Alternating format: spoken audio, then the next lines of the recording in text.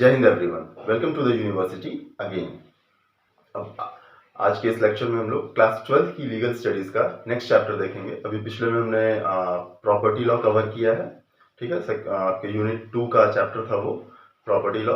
अब आज हम लोग कवर करेंगे उसी यूनिट का नेक्स्ट चैप्टर जो है द कॉन्ट्रैक्ट लॉ या द लॉ ऑफ कॉन्ट्रैक्ट। आपके बुक में चैप्टर का नाम लिखा होगा the law of contract.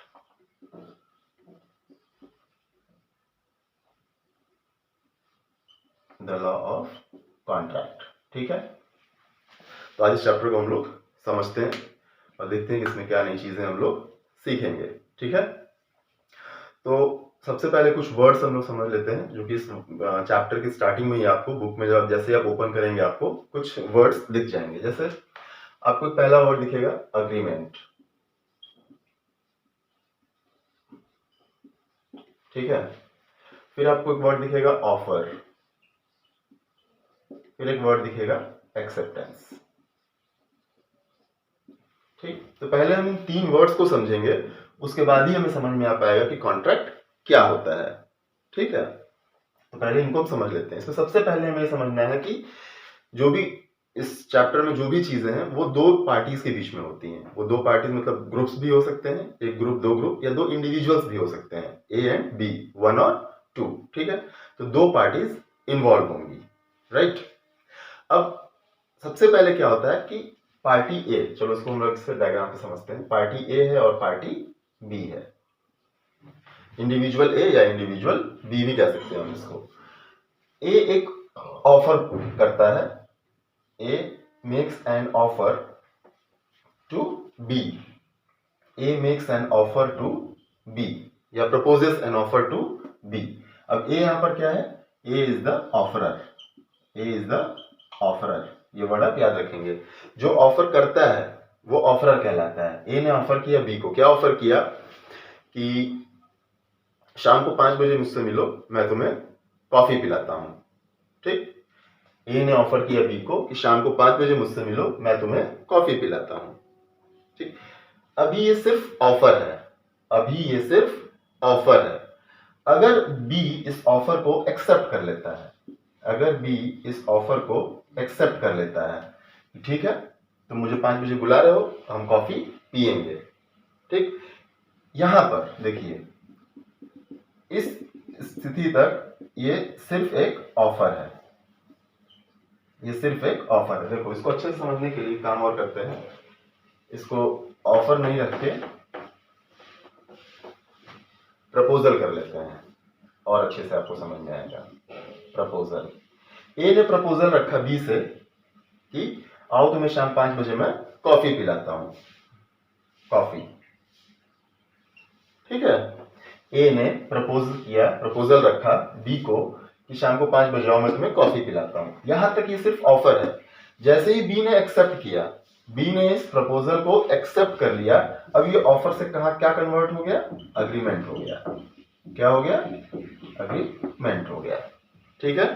Clear है वर्ड्स का मतलब? देखिए फिर से बताता हूं, ध्यान से सुनिएगा। हाँ, बी यहां पर क्या हो जाएगा, ऑफरी, बी को हम बोलेंगे ऑफरी, ऑफरर एंड ऑफरी, ठीक। फिर से समझिए, कोई पार्टी या इंडिविजुअल एक प्रपोजल रखता है या रखती है, A makes an proposal to B coffee पीने का, शाम के 5 बजे आओ तुम्हें कॉफी पिलाते हैं। जब तक ये सिर्फ प्रपोजल है तब तक ये ऑफर कहलाएगा, और जैसे ही बी ने इस प्रपोजल को एक्सेप्ट कर लिया ये अग्रीमेंट हो जाएगा, ठीक है। तो इससे अग्रीमेंट की क्या डेफिनेशन निकल के आती है कि when a party proposes something to other party and the other party accepts, then it is called as agreement, ठीक है। तो अग्रीमेंट के लिए हमें इक्वेशन मिल के आती है, agreement is equal to offer plus acceptance, offer plus acceptance, ठीक है। ए ने प्रपोजल किया या ऑफर रखा, बी ने अगर मना कर दिया कि नहीं मैं कॉफी नहीं पी रहा, मेरा टाइम नहीं है, ठीक है, तो अग्रीमेंट नहीं हुआ। क्यों? क्योंकि भाई B is not obliged, B ने तो मना कर दिया, तो अग्रीमेंट कहां हुआ। अग्रीमेंट मतलब आपस की बात, आपस में एक मुद्दे पे दोनों लोग सहमत हो जाए, ठीक है। तो यहां तक ये ऑफर रहता है, प्रपोजल जो है वो यहीं तक ऑफर रहता है बस, कि ऑफर किया गया और जैसे ही एक्सेप्ट हुआ वो अग्रीमेंट बन गया। ठीक है, तो वर्ड्स डिफरेंट है। अग्रीमेंट में ऑफर भी रहना चाहिए और एक्सेप्टेंस भी रहना चाहिए सेकंड पार्टी की। ये नहीं कि सिर्फ ऑफर कर दिया अग्रीमेंट हो गया। अब वो 5 बजे पहुंच जाए और बोले कि भाई तू आया नहीं, तो क्या मैंने कहा ही कब था कि मैं आऊंगा, तूने मैसेज ड्रॉप किया था, मैंने रिप्लाई किया ही नहीं था। ठीक है, लेकिन अगर बी ने रिप्लाई कर दिया ओके आई कम, तब वो अग्रीमेंट हो गया। तब ए कह सकता है कि यार तुमने हाँ कह के नहीं आया, मेरा टाइम वेस्ट किया। ठीक है, तो ये होता है एग्रीमेंट ऑफर प्लस एक्सेप्टेंस। और यहां पर कॉफी, कॉफी जो है ना, कॉफी हो गई, समोसे हो गए, पराठे हो गए, कुछ भी ले लो आप, whatever A is offering, this is called as consideration. ये क्या होता है, इसको हम बोलते हैं कंसिडरेशन। ठीक है, तो आई होप आपको समझ में आ गया होगा कि ऑफर क्या होता है, एक्सेप्टेंस क्या होता है। और एक ऑफर अग्रीमेंट कब बनता है, जब दूसरे पार्टी का एक्सेप्टेंस आ जाता है। जो पार्टी प्रपोजल रखती है, ऑफर देती है, वो ऑफर कहलाती है, और जो पार्टी एक्सेप्टेंस करती है उस ऑफर का, वो ऑफर ही कहलाती है। And an agreement is offer plus acceptance. Until and unless an offer is accepted by the second party, it doesn't converts into an agreement. ठीक है, इतना क्लियर है। अगर डाउट होगा तो कमेंट सेक्शन में पूछ लीजिएगा, आपको उसको किसी अगले वीडियो में क्लियर कर दिया जाएगा। बहुत ध्यान से समझिएगा इस चीज को। ठीक है, ध्यान से समझते चलेंगे, चैप्टर बिल्कुल आसान है, कुछ नहीं इस चैप्टर में। राइट, चलो अब आते हैं हम एक, अभी मैंने तुम लोगों को बोला था कि अगर एक्सेप्ट नहीं किया है बी ने और ए ने कहा कि यार मैंने मैसेज भेजा था, मैं वहां वेट कर रहा था और तुम आए नहीं, ये क्या बात होती है, तो बी कह देगा ना कि मैंने तो मैसेज में यस लिखा ही नहीं था। वहां तक तो ठीक है। मान लो कि बी ने मैसेज में लिख दिया कि yes I am coming, right, वहां पर बी नहीं आया, ये भी हो सकता है, या बी पहुंच गया यस लिखने के बाद और ए नहीं आया, तो दोनों फिर गुस्सा होंगे, नाराज होंगे। ए कहेगा यार तूने हाँ कह के एक्सेप्टेंस करके भी नहीं आया, तुमने एग्रीमेंट को जो है फॉलो नहीं किया है। बी अगर पहुंच गया और ए नहीं आया तो कहेगा तुमने ऑफर किया, मैंने एक्सेप्टेंस किया, मैं आया बट तुम आए नहीं यार, तुम्हारे कॉफी के चक्कर में मेरा कितना टाइम वेस्ट हो गया। ठीक, ऐसा हो सकता है ना, बिल्कुल हो सकता है। और अब तो ये एग्रीमेंट भी बन गया है। और जैसा कि आप लोग सुनते हैं अपने डेली लाइफ में, रोजमर्रा के जीवन में, अग्रीमेंट को बहुत हम लोग ऐसे मानते हैं ना कि अरे चलो अग्रीमेंट करा लें, चलो अग्रीमेंट करा लें। घर आप किराए पे लेते हैं उसका अग्रीमेंट कराते हैं, आप कोई रेजिडेंशियल या कॉमर्शियल स्पेस लेते हैं उसका अग्रीमेंट कराते हैं ना अग्रीमेंट, हम लोग उसको अग्रीमेंट बोलते हैं, रेंट अग्रीमेंट ऐसे करके। ठीक, सुनते हैं आप अग्रीमेंट वर्ड, अग्रीमेंट वर्ड हमें बड़ा वैसा लगता है कि अब अग्रीमेंट हो गया तब कहाँ जाओगे बच्चों, तब तो तुम फंस गए।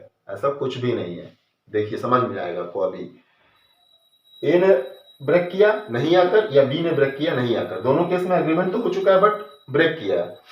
अब क्या कर सकते हैं, क्या ए के पास ये मौका है कि वो जा करके कोर्ट में केस कर दे, पुलिस के पास या कोर्ट के पास, जो भी आप बिगनिंग समझते हो, जहां से बिगनिंग होती है अपने अधिकारों को रक्षा करने की, या बी कर सकता है। चलो उसको कॉफी मत रखो, इसको रखो 1 लाख रुपया। ए ने कहा कि मुझे 1 लाख रुपए दे दो, बी ने कहा ठीक है शाम को आके ले लो या कल 10 बजे तक ले लो। ठीक, और ए गया पैसे मांगे तो बी ने मना कर दिया कि नहीं मैं नहीं दूंगा। अब ए कहेगा कि यार तुम्हारे भरोसे मैंने 1 लाख रुपए का काम वो कर लिया था कि मतलब करना है मुझे, मैंने मैनेज कर लिया था, अब तुम मना कर रहे हो, क्या नहीं दे रहा अब मैं। हालांकि अग्रीमेंट तो था ना हमारे डेफिनेशन के हिसाब से, ऑफर भी बी ने ऑफर किया कि मुझे 1 लाख रुपए दो, ए ने एक्सेप्ट किया कि हाँ मैं 1 लाख रुपए दूंगा, बट ए मुकर गया, ए ने पैसे नहीं दिए। तो क्या बी कोर्ट में जाकर केस कर सकता है कि एग्रीमेंट हुआ था हम दोनों में और इन्होंने पैसे नहीं दिए? आप कॉमन सेंस लगाओ ना अपना, ऐसी मुंह से कही हुई बात कहीं होता है? ऐसा कुछ नहीं होता है। ठीक है, तो अग्रीमेंट वर्ड को हम लोग गलत यूज करते हैं अपने डे टू डे लाइफ में। अग्रीमेंट कुछ नहीं, agreement is a mere understanding और obligation between two parties where one is offerer and another is offeree, right. और जो हम लोग यूज करते हैं जिस चीज के लिए, रेंट अग्रीमेंट हो गया, या तुमने मुझे वादा किया था कि तुम मुझे पैसे दोगे, चलो कोर्ट में घसीटता हूँ, ये सब चीजें जो होती हैं, वॉट एवर थिंग्स वी सी, उसे एग्रीमेंट नहीं बोलते हैं। उसे क्या बोलते हैं अब आपको समझ में आएगा। यही अग्रीमेंट अगर ये एनफोर्स कर दिया जाए, एनफोर्स्ड बाय लॉ, मतलब जो भी कानून के नियम है कि हाँ एक नोटरी के पेज पे लिख लिया जाए कि ए ने 1 लाख रुपए मांगे और बी ने 15 नवंबर को 1 लाख रुपए देने का वादा किया है, उस पे नोटरी के पूरे स्टैंप वगैरह लग जाए, उन पे दोनों के साइन हो, विटनेस भी एक दो साइन करने वाले, उस प्रोसेस को कहते हैं एनफोर्स्ड बाय लॉ। मतलब कानून की नजर में जो एग्रीमेंट आ गया, कानून ने जिसको स्टैंपिंग लगा दी, अप्रूव कर दिया, वो उसको प्रोसेस को कहते हैं एनफोर्स्ड बाय लॉ। और जब कोई एग्रीमेंट एनफोर्स्ड बाय लॉ हो जाता है तब वो बनता है कॉन्ट्रैक्ट, तब उसको हम कहते हैं कॉन्ट्रैक्ट। क्या कहते हैं? कॉन्ट्रैक्ट। ये होता है कॉन्ट्रैक्ट। और ये जो हम लोग कहते हैं, जो एग्रीमेंट कराते हैं ना लोग, घर किराए पे लेते हैं, दुकान किराए पे लेते हैं, ऐसी चीजें जो एक एग्रीमेंट पेपर कहते हैं, मैं भी एग्रीमेंट ही देखो बोल दे रहा हूँ, वो असल में दोनों पार्टीज में कॉन्ट्रैक्ट है, ना कि वो अग्रीमेंट है, क्योंकि वो एनफोर्स बाय लॉ हो चुका है। ठीक है? कोई कहता है कि हाँ मुझे हर महीने 5,000 रुपए दोगे, ऐसे ही मुंह से कह दिया, मना कर देगा, कोई कुछ नहीं कर पाएगा भाई, वो एग्रीमेंट नहीं है। वो एग्रीमेंट है मतलब वो कॉन्ट्रैक्ट नहीं है। ठीक? तो कॉन्ट्रैक्ट का बहुत सिंपल डेफिनेशन है, an agreement enforced by law और an agreement enforceable by law is called as contract. अब लॉ आ गया बीच में तो कोई पार्टी मुकरेगी, ठीक है, बैकआउट करेगी, तो उसके लिए फिर कानून है वहां पे, तब उसको कोर्ट के चक्कर लगाने पड़ेंगे, तब उसको कोर्ट में घसीटा जा सकता है, ऐसे नहीं। ठीक है? तो आपको सारी चीजें समझ में आ गई। एग्रीमेंट, ऑफर, एक्सेप्टेंस, ये चीज आपकी इंपॉर्टेंट है। Agreement is equal to offer plus acceptance, और ये चीज आपकी इंपॉर्टेंट है, agreement plus an agreement enforced by law is called as contract. I hope this is clear to you all.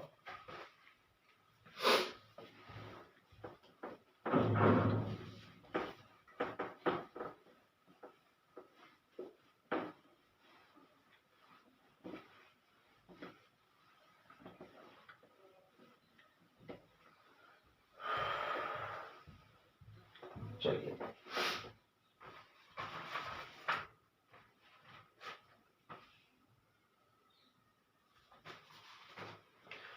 अब हम लोग देखते हैं एक अच्छी चीज, इंडियन कॉन्ट्रैक्ट एक्ट। अभी कॉन्ट्रैक्ट जो है ये किस तरह से एडमिनिस्टर होते हैं, उसके लिए एक एक्ट है, इंडियन कॉन्ट्रैक्ट एक्ट 1872। ठीक है? ये आपको याद रखना है। इसी एक्ट से कॉन्ट्रैक्ट के सारे चीजें एडमिनिस्टर होती हैं। इसको आईसीए भी बोलते हैं, शॉर्ट फॉर्म में इसको आईसीए भी बोलते हैं। ठीक है? इसी इंडियन कॉन्ट्रैक्ट एक्ट के सेक्शन 2H, इसके सेक्शन 2H में कॉन्ट्रैक्ट को डिफाइन किया गया है। कॉन्ट्रैक्ट डिफाइंड है, एक लाइन में डेफिनेशन है इसकी 2H में, ये आपको याद रखना है। इस पे क्वेश्चन आ सकता है एक नंबर का कि किस सेक्शन में कॉन्ट्रैक्ट को डिफाइन किया गया है आईसीए में, तो आपको पता होना चाहिए 2H में। An agreement enforceable by law is called as contract. बहुत सिंपल, एकदम छोटी सी डेफिनेशन है, कोई इसमें लोड लेना ही नहीं है। ठीक है? जब ये याद ही कर लो तो ये भी याद कर लो। 2A में बताया गया है कि ऑफर क्या होता है, और 2B में बताया गया है कि एक्सेप्टेंस क्या होता है। ये भी आप याद कर लीजिएगा, तीनों को आप जल्दी से कहीं नोट कर लीजिए।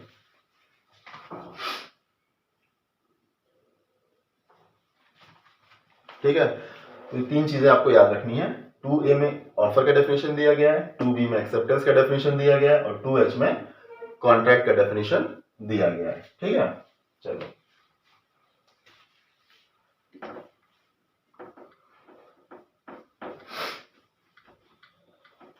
अब आगे चलते हैं।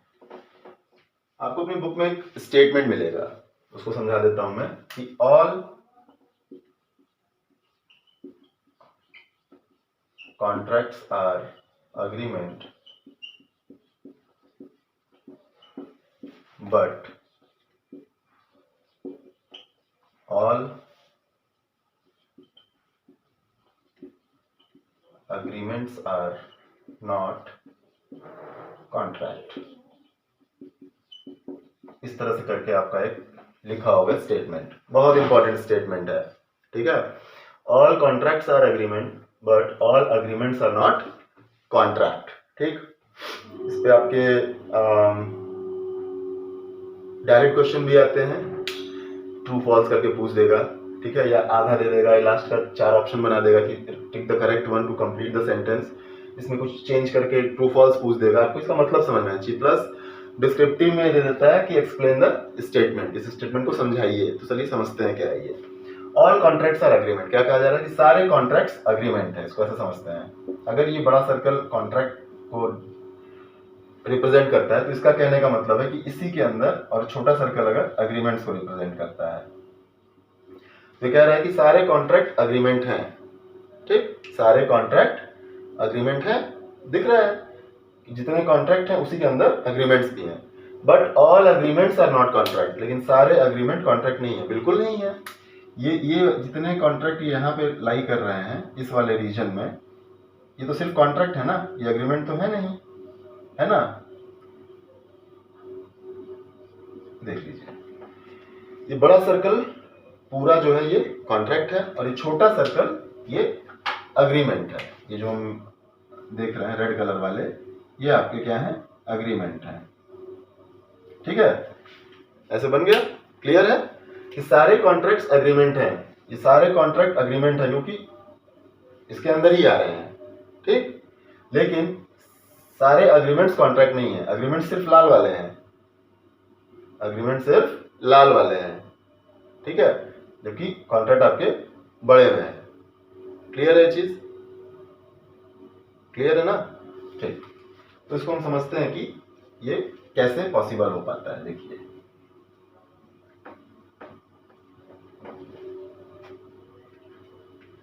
हमने पढ़ा है कि offer plus acceptance is agreement, offer plus acceptance agreement, agreement बन गया। ठीक, और हमने पढ़ा है कि agreement plus law, एनफोर्सबिलिटी by law gives contract, तब कॉन्ट्रैक्ट होता है। ठीक है, तो भाई अगर मान लें कि ये अग्रीमेंट है, एक मिनट आप लोग एक काम करिएगा, थोड़ा सा पीछे जाइए वीडियो में, वहां पर जो मैंने 2 सर्कल्स बनाए हैं वहां थोड़ा रॉन्ग हो गया है, उसको इस तरह करिएगा। बड़ा सर्कल अग्रीमेंट को रिप्रेजेंट करेगा और छोटा सर्कल कॉन्ट्रैक्ट को। I am sorry for this inconvenience, ध्यान से रखिएगा। बड़ा सर्कल अग्रीमेंट है और छोटा सर्कल आपका कॉन्ट्रैक्ट है। ये सर्कल, इसमें इसको देखिए, इसी को समझ लीजिए, उसको छोड़ दीजिए आप।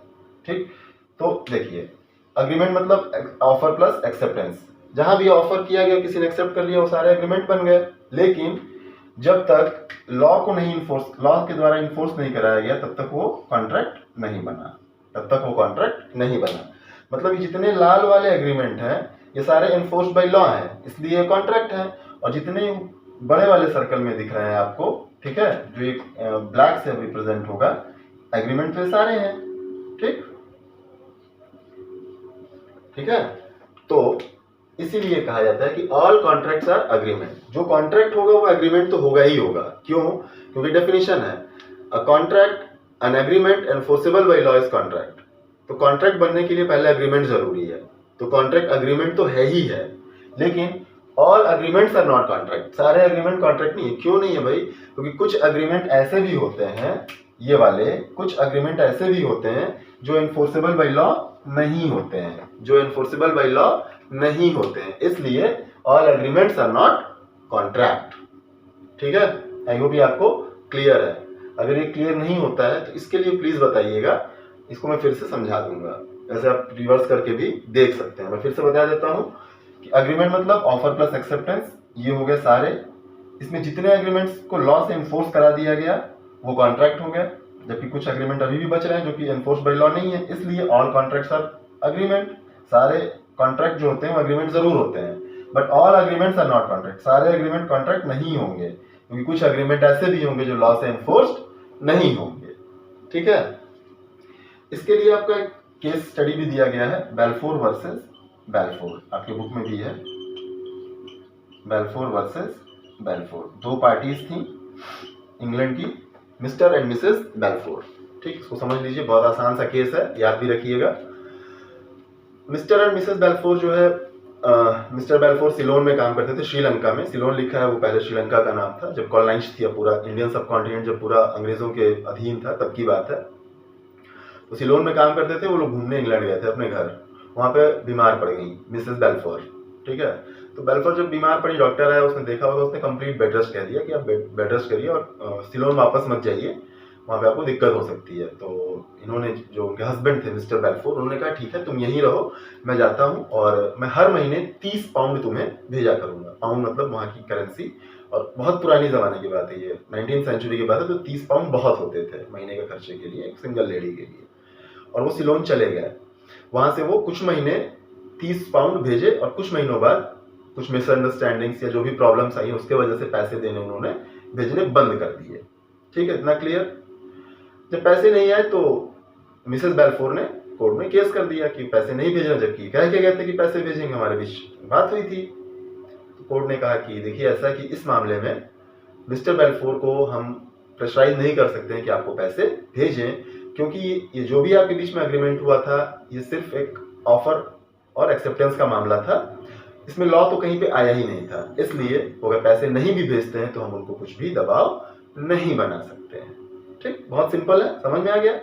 अग्रीमेंट हुआ, ऑफर प्लस एक्सेप्टेंस हुआ कि हाँ मैं तुम्हें 30 पाउंड भेजूंगा, उसने कहा हाँ भेजिए, ऑफर हुआ, एक्सेप्टेंस हुआ, कुछ दिन भेजा फिर नहीं भेजा, लेकिन कहीं लॉ तो था ही नहीं बीच में, इसलिए कॉन्ट्रैक्ट तो था ही नहीं, इसलिए जब उसने भेजना बंद कर दिया तो मिसेस बेल्फोर के केस पे कोर्ट ने उनको कह दिया कि हम इसमें कुछ नहीं कर सकते हैं। ठीक, ये केस आपसे पूछा जाता है इस चीज को प्रूव करने के लिए कि ये चीज का बेसिस कोई केस लॉ बताइए, या ये वाला अगर आपको दे देता है कि agreement plus एनफोर्सबिलिटी bye law is called contract, या सिंपली कॉन्ट्रैक्ट क्या है, इसके लिए केस क्या है। तो इन तीनों चीजों के लिए आपका केस है बेल्फोर वर्सेस बेल्फोर, केस आपको मैंने समझा दिया है।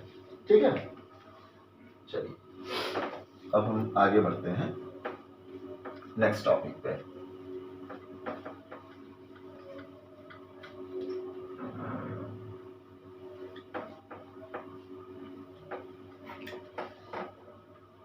नेक्स्ट आपको दिखेगा एक डायग्राम आपकी बुक में, जनरल प्रिंसिपल्स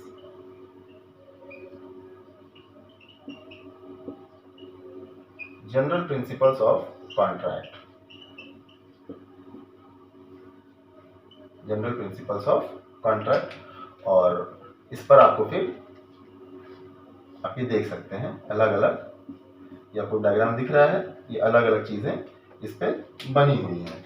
ठीक है, तो मैं आपको एक एक करके पहले पढ़ देता हूं, आप इस डायग्राम को देख रहे हैं। यहां से शुरू करेंगे, ऑफर जहां लिखा है वहां देखिए आप, offer, acceptance, consideration, capacity, free consent, unlawful object, discharge, remedies and impossibility.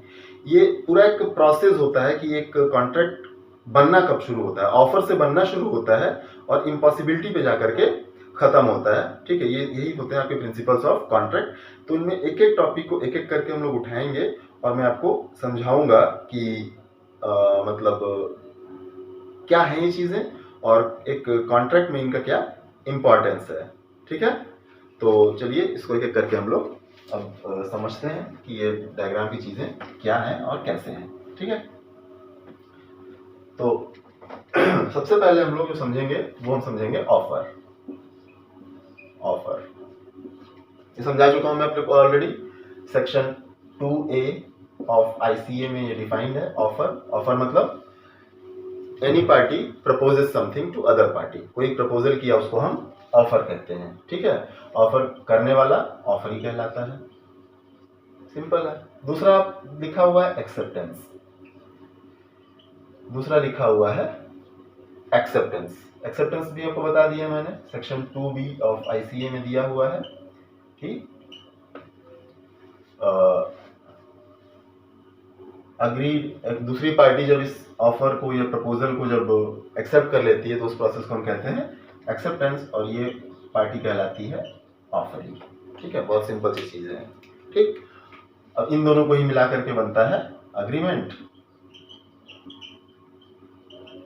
और जब इस पे हम लॉ भी जोड़ देते हैं तो ये हो जाता है कॉन्ट्रैक्ट, ये हो जाता है कॉन्ट्रैक्ट। ठीक है, ये चीज़ आपको पहले ही समझा दी है मैंने, बट ठीक है फिर से एक बार मैंने आपको बता दी है चीज़ें। आपको इसमें जितनी चीज़ें लिखी हैं बोर्ड पे आप देख रहे हैं सब बहुत इंपॉर्टेंट है। एक एक चीज़ आपको याद रहनी चाहिए, ऑब्जेक्टिव में क्वेश्चन इस पर बहुत घुमा फिरा के भी कई बार पूछ देते हैं, तो समझेंगे नहीं तो आप 1-2 नंबर जो बड़े ही आसान है लीगल स्टडीज में बोर्ड एग्जाम में, वो आपको उसका लॉस हो सकता है। ठीक, ओके,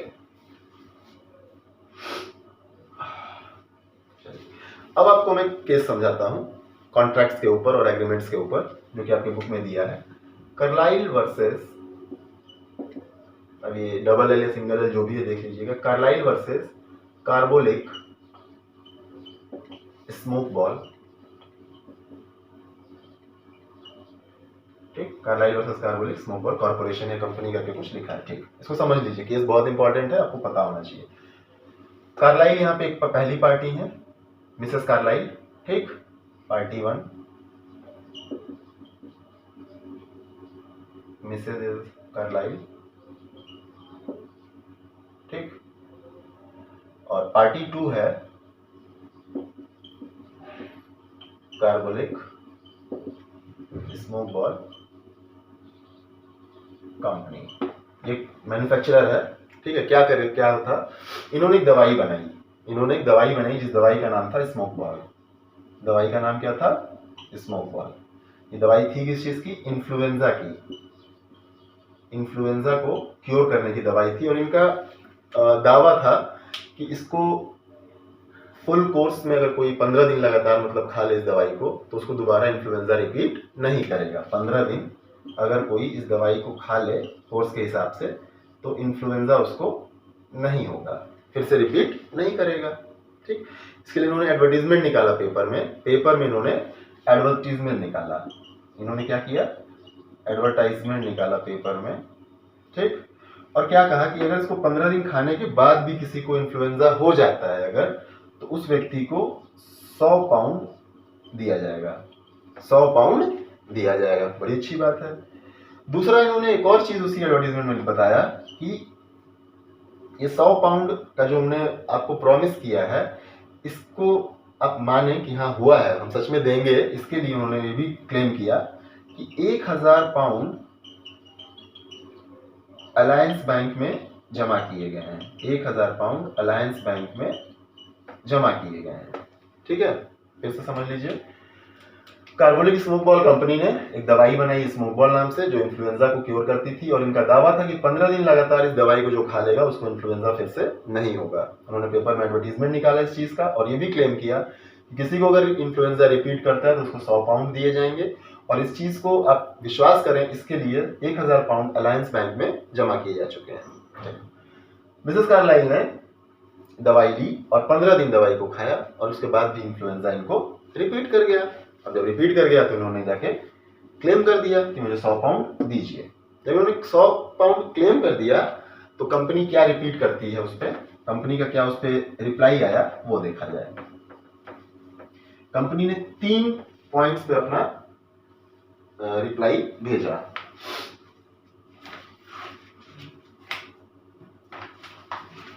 कंपनी ने 3 पॉइंट्स पर अपना रिप्लाई भेजा। पहला, उन्होंने कहा कि there was no such offer.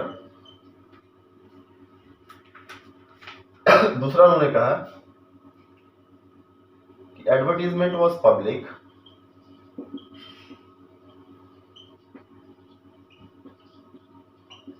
Advertisement was public. और तीसरा, उन्होंने कहा देयर वाज नो एक्सेप्टेंस।